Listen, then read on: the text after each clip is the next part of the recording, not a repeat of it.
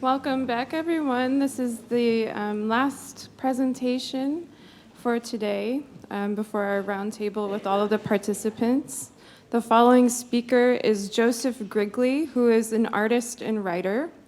He has shown widely throughout Europe and the United States, including exhibitions at the Whitney Museum of American Art and the Museum of Art Moderne in Paris, so on and so on. He was also a former professor of mine, and I think that it's for me very special to revisit this relationship. I graduated from university 10 years ago, and Joseph's class is one that I remember the most. He teaches at the School of the Art Institute of Chicago, and his class was unlike any other class I've ever taken. He started every day by speaking about the news. And most teachers at the university would have their kind of course packets and seminars planned out, and they just kind of rehearse them over the years or decades. And there is something extremely special about Joseph's approach to connecting pedagogy and art to life. And I came from a small town in rural Ohio, and through the kind of process of learning at the School of the Art Institute under professors like Joseph, I really transformed from a small town girl to someone who could think conceptually and internationally, and also appreciate the special nature of various art forms and writing forms. Joseph is also very interested in obituaries, as I've mentioned before. And through his class, we not just went over the news, but also English literature and many other writing forms. So Joseph, again, thank you so much for being here all the way from Chicago. We're so excited to have you. Thank you.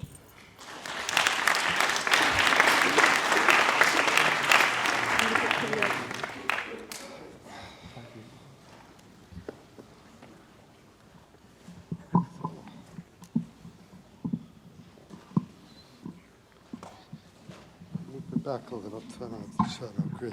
Thank you.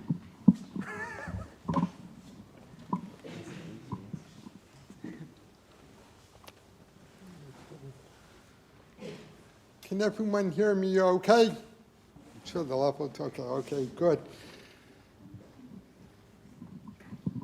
Maybe not.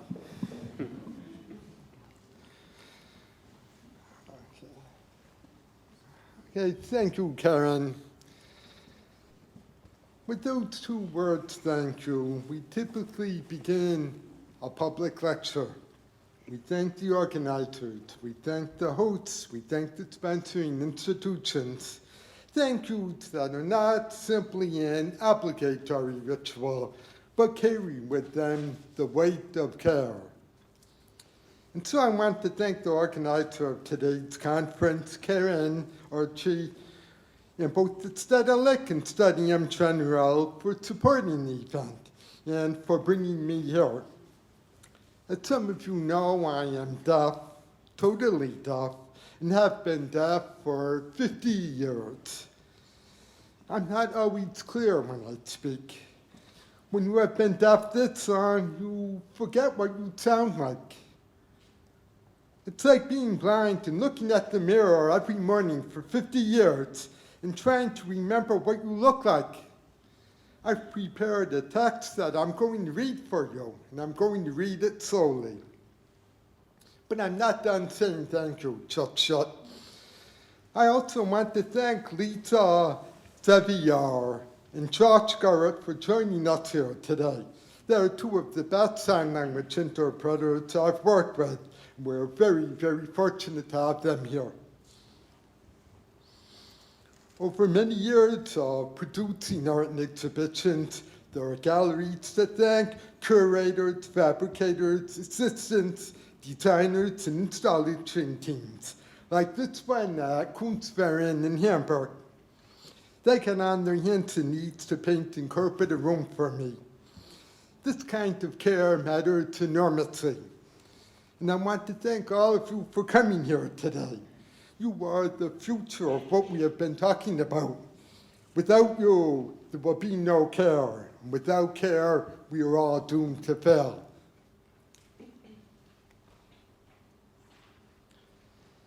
Care is a subject that is especially relevant when disability is involved, which for me, it's every time I give a talk or teach a class or travel for an exhibition. When I was invited to participate in this conference, I was very pleased. I was also terrified to confront the situation involving sign language interpreting. We need interpreters who have exemplary linguistic abilities combined with cultural knowledge. Interpreters like this are very uncommon. Additionally, every country has a different sign language, so this makes it harder to find someone suitable for today's exchange, someone fluent in both English and American Sign Language. And then there's the question of who will pay for the interpreter, since the laws about disability-related access vary with each country. I'd like to think that this question is not really about legal obligations, but simply about doing the right thing. But that's not the way it is. I'm telling you this because disability has its way of upsetting the equanimity of daily life. It requires thinking and doing things differently. Just asking for interpreting support is complicated because of the expense involved. It makes every professional event I attend subject to a cost-benefit analysis. While my request for interpreting support was pending, instead of writing my talk, I was writing emails explaining how interpreting works and why it matters, not just for me, but for all of you. It's hard to tell you how exhausting and demoralizing this is, and how much easier it would have been to just decline Karen's invitation to give a talk. The ostensible issue is money. Most forms of disability-related access come with a cost. In the art world, money is probably the most unpleasant thing you can talk about. This is one reason access issues don't get discussed in the art world. It's awkward. It's no easy way out. And sometimes the only way out is to take a principled position. This is one of my less well-known art projects, a lawsuit. Some years ago, during the Gramercy Park Art Fair, I ran into problems related to access. I ultimately persuaded the United States Department of Justice to take up the case and sue the hotel on behalf of the people of the United States of America. The process from the first incident to the signing of the consent decree took 15 years. One thing law and art have in common is this. With both, you are trying to undo and redo historical conventions and beliefs and get people to imagine the world differently. It's a lot harder than it seems. My favorite artist was actually a lawyer, Thurgood Marshall, who argued the case of Brown versus Board of Education, which outlawed segregation in education in America 50 years ago.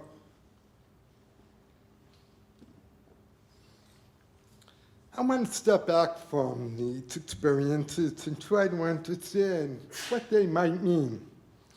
Disability is a complicated ontology. One way of looking at it is to consider what the French writer Marc Archey called the anthropology of the near.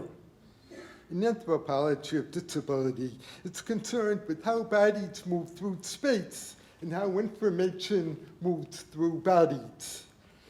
Most notions of urban and domestic utopia depend on abstract, homogeneous bodies, bodies that move and function alike. Those who live outside normative conventions of human existence present a challenge to the status quo of disciplinary practices in everyday life. Let me tell you a story related to this.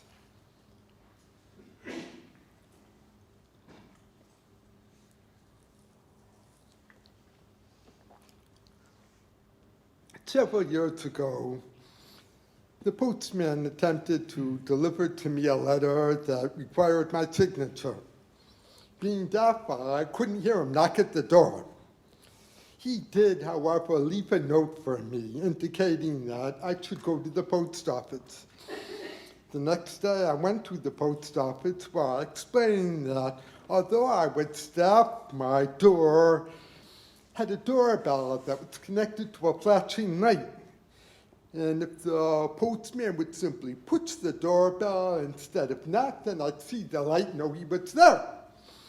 It's really a simple apparatus. The clerk said, okay, she would write a note about this and give it to the postman. The next day, the postman arrived, pressed the doorbell button, the light flashed, and I went to the door. The postman handed me the letter. Attached to the letter was a note the clerk at the post office had written for the postman. It was written on a piece of yellow paper, and the note said, "This customer is deaf." It did not say deaf. It said deaf in black capital letters. This customer is D-E-A-T-H! Exclamation point, exclamation point.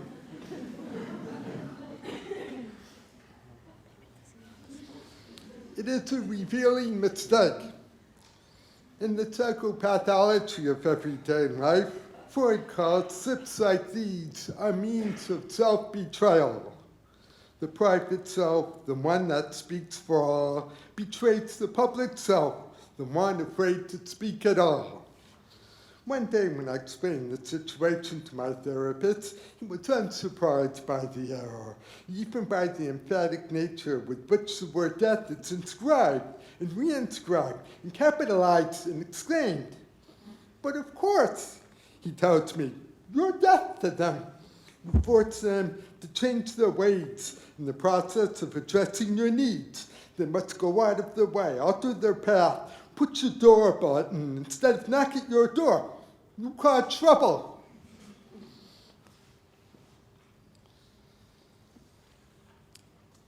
As an artist with a disability, you are almost always causing trouble. It's not just about art, but increasingly about the public presence of the artist. And this is where the body of the artist becomes part of the body of the work. Making art and being an artist are not the same thing. Making art, it's a very intense pleasure. It's often just you and your medium. But being an artist is largely about bringing work to the public. It means interacting with gallerists, curators, and other people on a constant basis. It means phone calls and conversations and meetings and site visits and airports and hotels and installations and openings and dinners after openings. It means inevitably of having to become an activist on behalf of yourself. The art world never lets you forget your difference. You are constantly subject to the gravitational pull of rationalizing about it.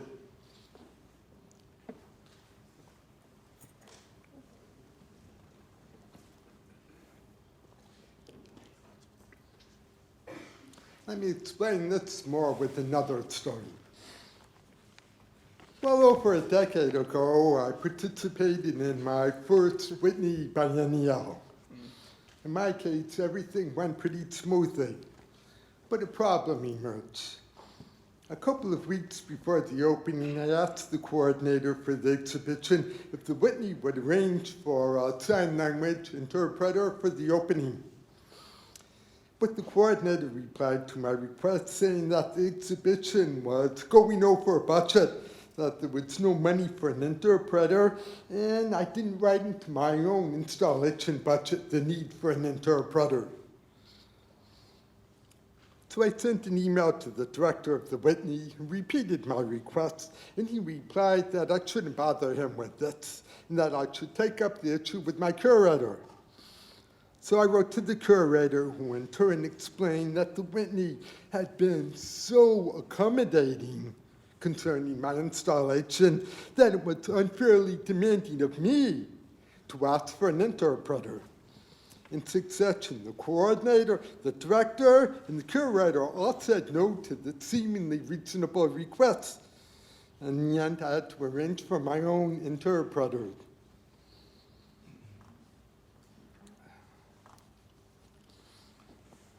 Over the years, I have struggled to understand this outcome. The common assumption is that access is for disabled people. By this I mean people assume that ramps are for wheelchair users, that sign language interpreters are for deaf people, and that readers are for blind people. It all makes perfect sense, and yet I think it makes no sense at all. If access is only for those who are disabled, it serves no social purpose except to condescend to a perceived individual need. A ramp to a museum is only for a person who uses a wheelchair. It limits our perceptions of the disabled person to that of a passive agent, as someone who is only a receptacle for experience.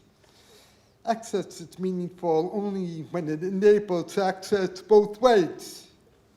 The interpreters here today allow me access to what others say. They also allow people access to me through their questions, responses to what I say. Access is not just for those who are disabled, it's for everyone.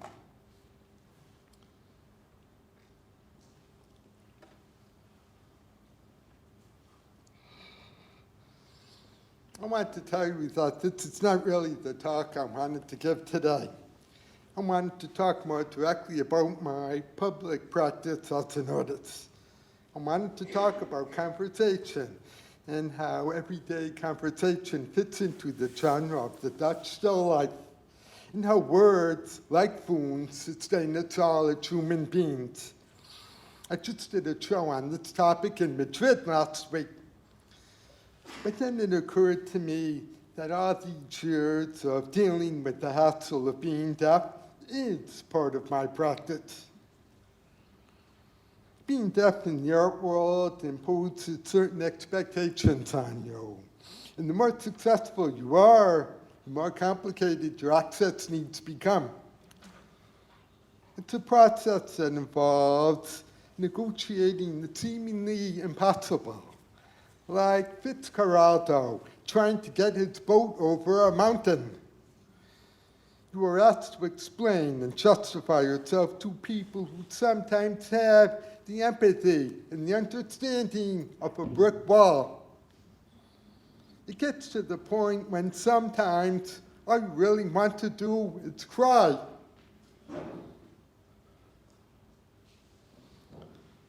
At the same time, there are hundreds of beautiful things about being deaf.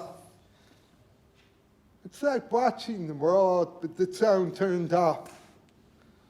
I like looking at pictures of people singing with the captions removed. It takes you to places otherwise unimaginable. Which reminds me of an incident I had some years ago when I was sitting in the New York apartment of a friend, having tea and a conversation. A large part of our conversation had to do with the senses and how communication involved a wide array of possibilities outside the norm of what it means to be human. Deep into the conversation, my friend told me a story about a blind baby who learned to imitate perfectly the sound of the refrigerator and the sound of a car going over gravel as it approached the house. After a long pause in which we considered the implications of this, my friend turned to me and said, "Beauty is difficult. Never forget that."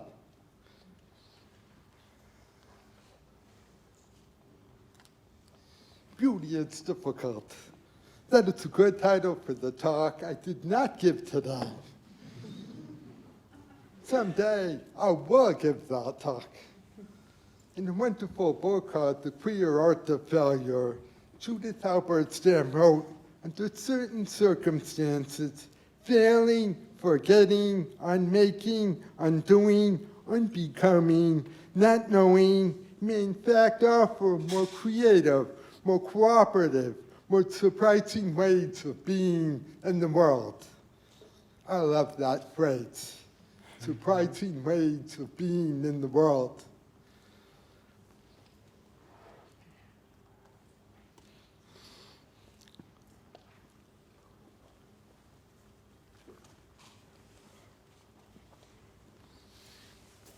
I want to tell you a story about how disability can take us close to a situation we might not willfully choose, and how rich and revealing this can be.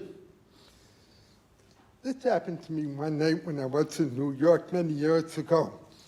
It was close to midnight, and I was heading back to my car in Soho when a man gestured to me. I couldn't understand what he was saying, so as normal, I asked him to write. So I got some paper and the pencil out of my pocket and gave it to him. The man seemed a little surprised by my request, but he took it seriously and started to write. The letters came slowly, M, O, N, and then he stopped. He seemed confused, as if he wasn't sure what came next. It was a long pause, and then he crossed out the unfinished word and tried to start again. He wrote an M, but stopped and didn't continue. He paused again, and then he crossed out the M. He then moved over to a railing, leaned on it, and tried for the third time. He wrote another M. By now, I sensed anxiety on his part. He stole pained glances at passers-by, perhaps hoping that someone would help him in his effort to communicate. He looked back down at the M he had made and tried to erase it, but my pencil didn't have an eraser. So he did with this M what he did with the previous M. He crossed it out. At this point, he could have given up. People were walking by. Time was being lost. And this word that begins with an M would not write itself. He tried again. It was his fourth effort now to give words to a gesture. But this time he tried a new direction, one that shifted from object to subject. He wrote down the letter I. Then there was a pause. Then he wrote down M-Y. Then there was another pause. And finally, he crossed it all out. This was the end, in a sense. It said more than enough. More, perhaps, than mere words could have said. Had he been able to write the word money, our social transaction would have been perfunctory. But in its failure to inscribe its desire, everything about its life became painfully drawn out. Of the tens of thousands of written conversations I've had with people over the past 20 years, this particular one has the fewest words, yet says by far the most.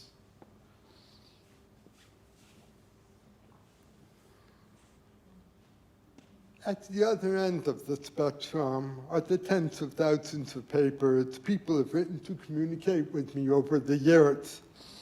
All it takes is a pencil and a piece of paper and the willingness, or I should say the care, to communicate in a different way. Writing and drawing instead of talking. There's so much patience in these conversations. The image here is of a large oval room called White Noise, which was installed at the Pompidou Center in Metz about 6 years ago.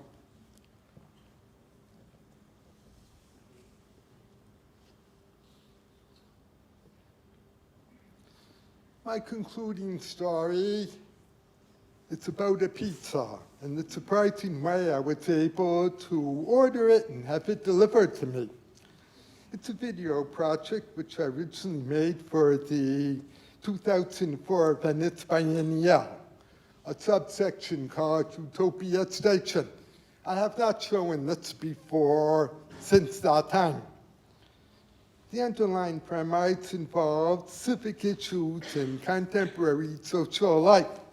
This was before social practices had a name, before cell phones could easily text, with back in the dark ages of fax machines. The question is, what little things can we do to make the world a better place? How might people contribute to making the world more accessible to those of us with disabilities? How might individuals demonstrate care about others they are not legally obligated to care about, especially when it means going out of their way to do things a little differently, like the time the postman attempted to deliver my package.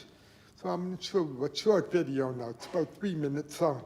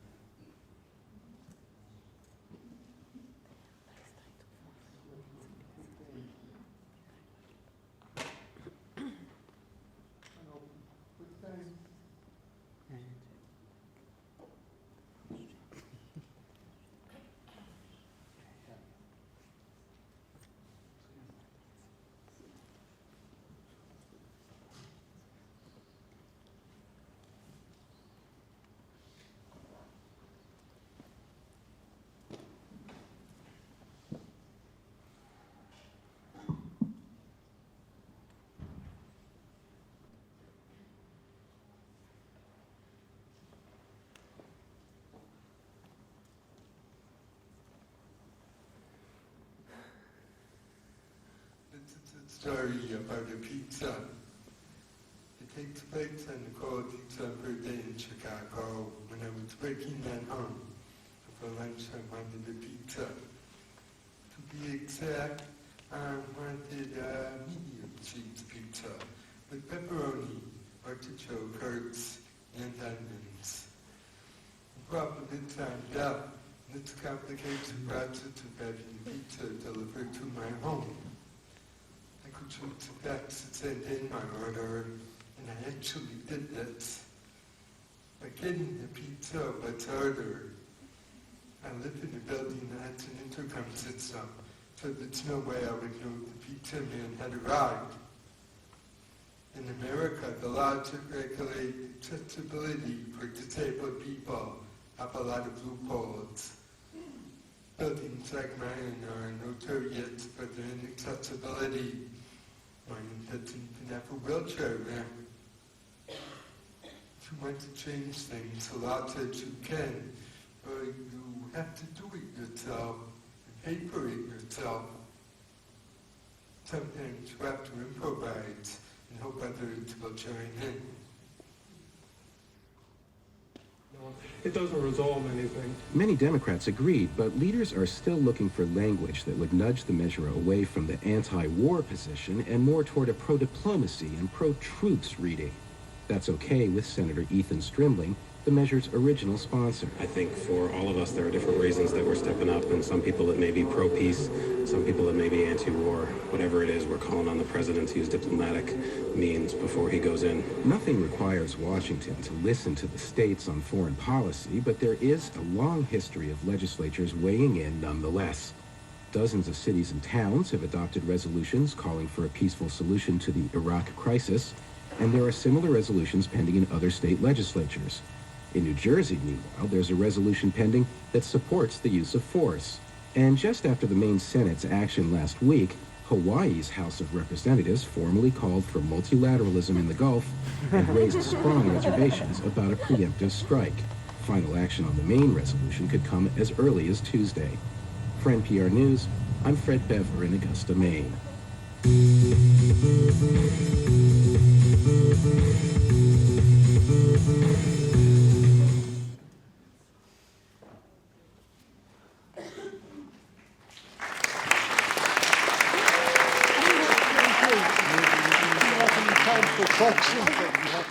couple of questions.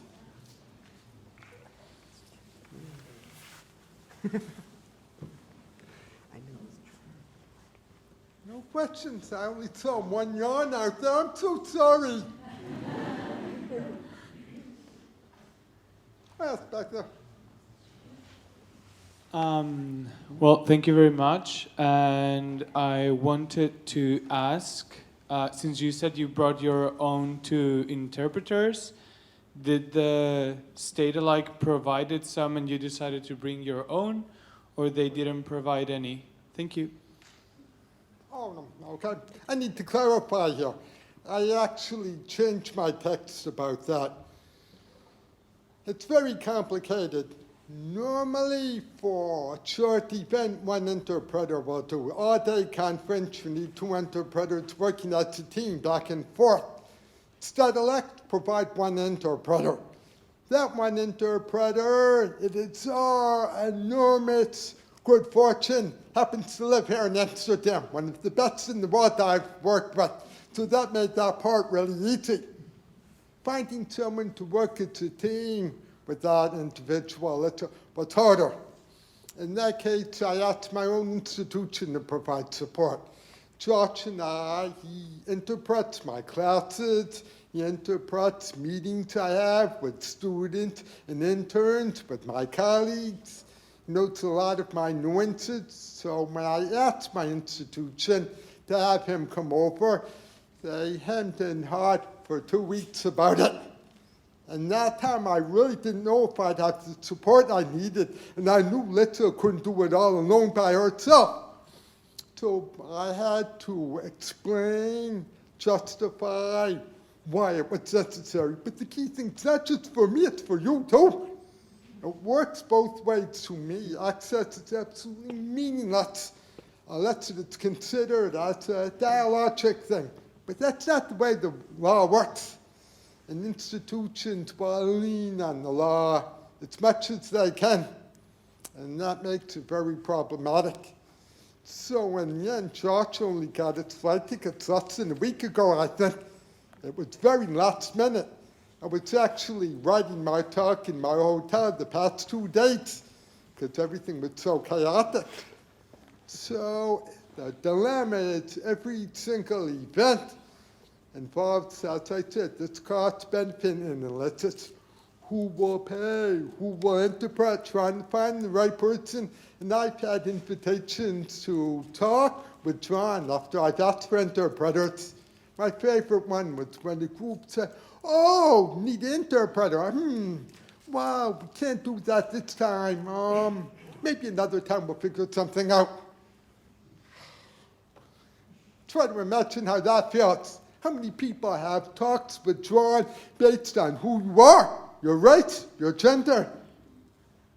So the relationship between civil rights laws, at least in America, and disability laws are very, very different. Basically, disability laws are called accommodations laws. Institutions are supposed to accommodate the person with the disability. I absolutely abhor that phrase, accommodations. I feel like Oliver Twist going, "Oh, please, sir, can I have some more? Can I have an interpreter?" Oh, God. I mean, yeah, it sounds funny. You know, when I said in my talk, sometimes I want to cry. Sometimes I do cry. I was talking with a couple of friends about what happened. I thought maybe I should cry for 15 minutes. And then my friend said, "It's been done before." Well, that Sen Ethan did it so well. I'm too sad to tell you, everybody knows that great piece. So anyhow, thank you for your question.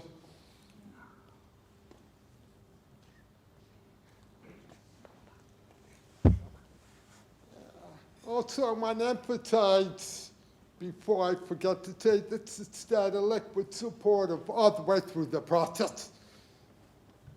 And Studium Generale as well. It's a very different experience between making my requests here and the request in the US. Very different experience. Hi.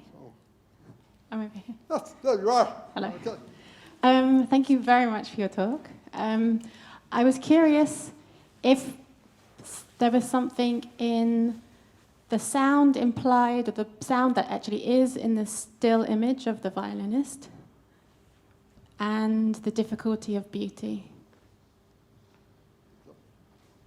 Well, let me explain a little bit where that comes from. I've been doing a series of images of people from the New York Times who are singing with the captions removed. It goes back to December 31st, 1999, Millennium Eve.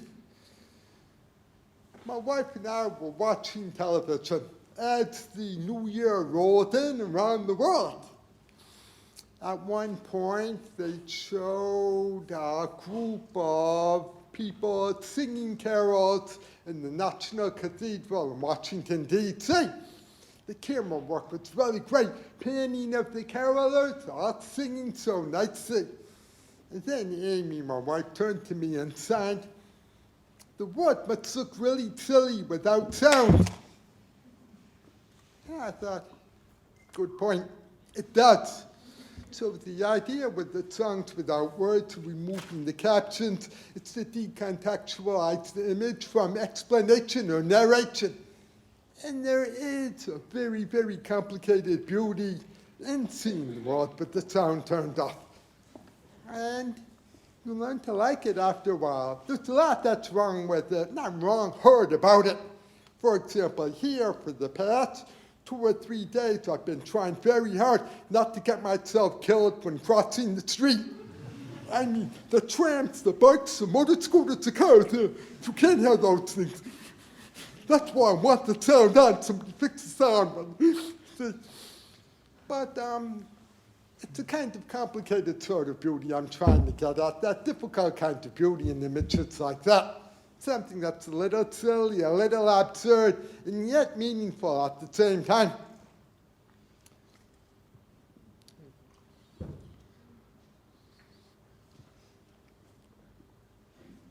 Jesse, someone have the mic for Jesse.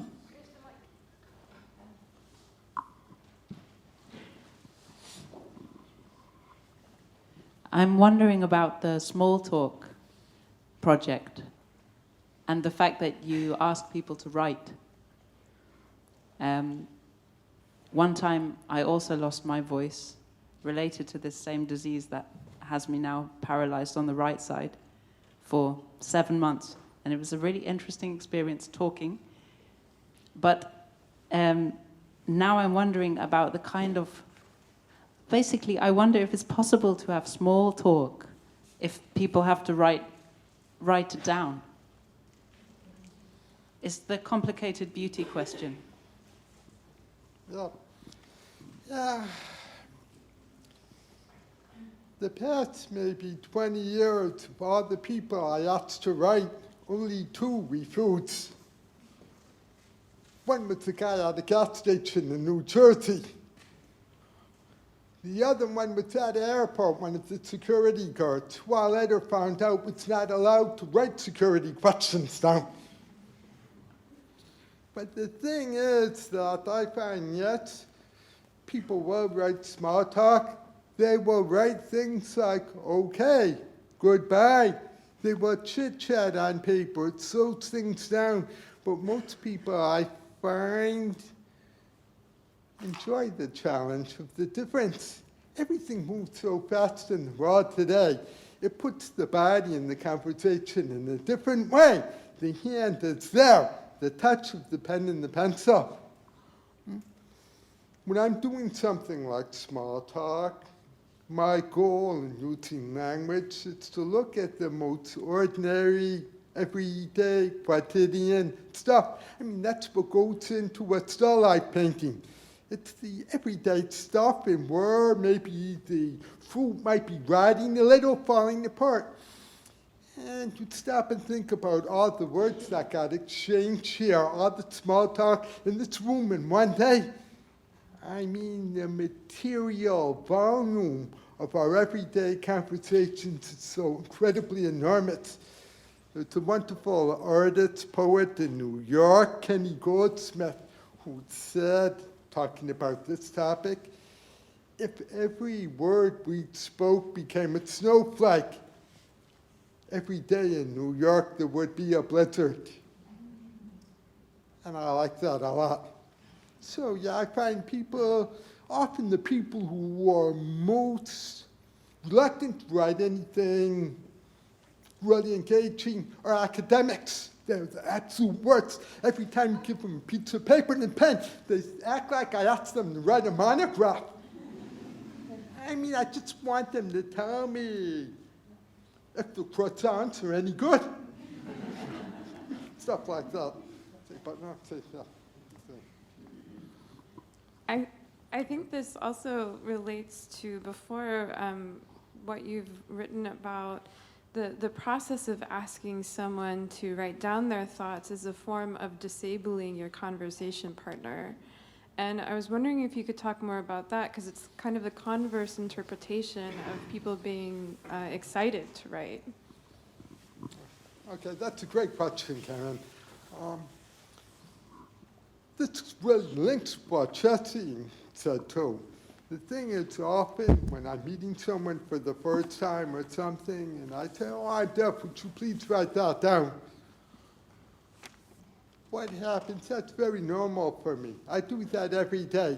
What happens is that I disable the other person's normal everyday mode of communicating. So for them to write, to develop a different strategy for communicating for me, ends up disabling their routine. So it's an interesting concept, and how do you say it? It plays out the idea of alterity. So, well, we can't be more different than each other. We are equally different in our differences. Someone can't be more different than another person. Okay, so.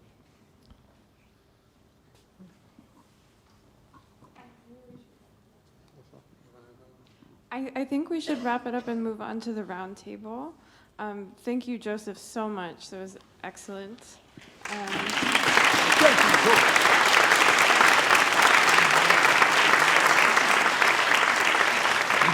you.